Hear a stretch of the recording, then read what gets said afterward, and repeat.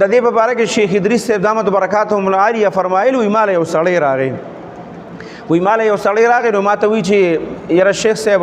ما ته د وسوسې بیماری ده او ما یو وظیفه راکا وی ما ته وی چې ښه داسې کار به وکړې چې څلورمه کلمه چې کوم ده دا وایه ډېره زیاته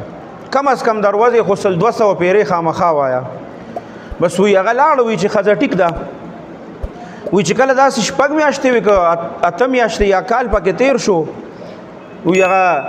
ما پسې دوباره راغی هغه کس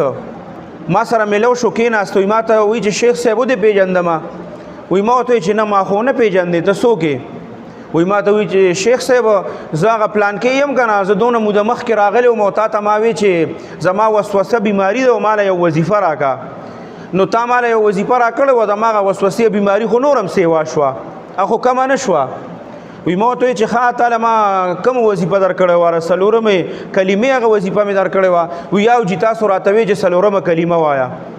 شیخ صاحب فرمایي وی ما ته تپوس وکړو چې ته څلورمه کلمه ووایه وی ما ته وی چې څلورمه کلمه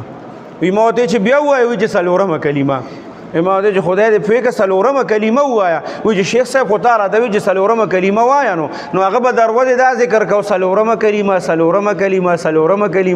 دا به دروازې 200 پیرې وي نو بیا دا اثر کوي دا خو اثر نه کوي که نه خو به څلورمه کلمه وی